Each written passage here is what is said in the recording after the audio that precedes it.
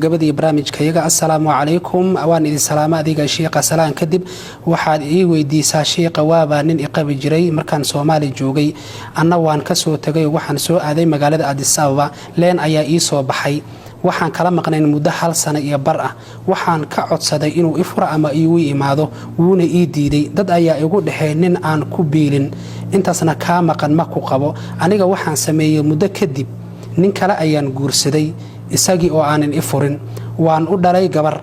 UK ayaan soo aaday anoo 4 bilood jiro kadib waan dhalay wuuna maqlay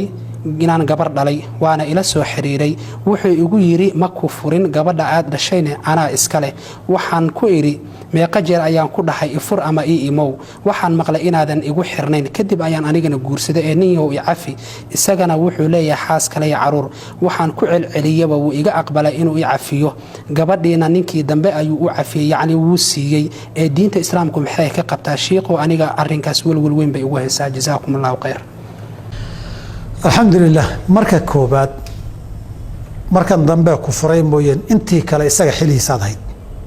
wiiga maqnaa iyo nafaqa ima siinin iyo qaadi in la tago qaadi ku fasaqay ahayd laakiin sanad biiga maqnaa iyo wax ima siinin laguma furmo meherkii dambana waxba kama jiro ijmaacan naag nin qabo xariga iyo almashquul iyo shaqal nin labaad ma guursan karo sadarteed guurkii nii labaad waxba kama jiro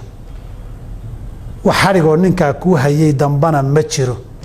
markii lagu furay kadib ee cidda ka dhamaato cidinta tirsato buu mar kale ku guursan karaa tala waa qodobka labaad qodobka saddexaad maadaama ninkan dambe uusan ku talagelin xaaraan oo ugu sheekaysay inaan lagu qabin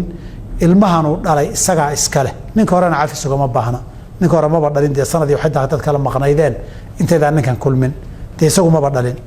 saas darteed ilmaha ninkana iskale ay gabadhu ku abtirsan adiga haddaydan dib isu mehersaninna weli meher iyo xarig isuma keen hayo midda la yiraahdo sanad iyo waxbuu iga maqnaa ninkaa maqan wax kuuma hayo dee warka ay gabadhu sheegtay isagaa isbeeninaya anaa ka soo tegay iyo isagaa iga maqnaa kala laba wayade meel baad joogteen reer degan baad ahaydeen Soomaaliya aad joogteen saad hadalka u dhigtay adaa soo tagay oo ka maqnaa isagu kama maqnayn naagti iyadu ka maqan ninkeeda beel kuma laha haday saa isaga tagtay isagoon raalli uga ahayn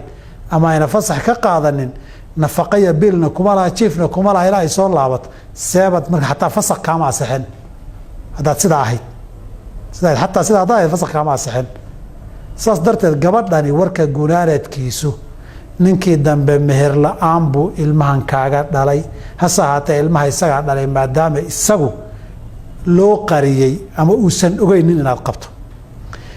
markii aad furantay waa markii ninkan ku furay ninkaagii hore markuu ku furay markaasaad furantay ciddaad geli ciddadaa markay kaa dhammaato baa ninkan ku mehersan karaa hadduusan weli ku mehersanin meherisuma kiin hayee dee isguursada ubilaahi towfiiq guud ahaan daawadayaal inta waxaynu ku soo afmeerinaa barnaamijka iyaga kulanka Shibli aad inooga barateen toddobaad walba haadaha iyo kale ugu horeen waxaan u macdeeninayaa Sheekh Maxmuud Maxamed Shibli oo hadii jeer inagala qayb qaata barnaamijkan su'aalaad in soo weydiisan si waafi uga jawaaba sidoo kale waxaan u macdeeninayaa dhammaan tiimka Somali Channel ee magaalada Nairobi ugu horeeyay injineer Cabdiraxiin Nuur Iimaan Darbo oo hadii jeer inaga xaqatira dhanka farsamada iyo kaamirada ugu dambeeyna waxaan u macdeeninayaa dhammaan daawadayaasha Somali Channel gaar ahaan kuwa sida tooska ugu xiran barnaamijkan ee hadii jeer su'aalaha in soo weydiiyo waqtigoodana ku tan intaynu barnaamijka lamida ku kulmi doona waa anigu Axmed Isaaq Cabdi Axmed Laqaayi iyo Sheekh Maxmuud Maxamed Shibli oo idin leh sida iyo nabadgelyo noole kulanti. Salaam.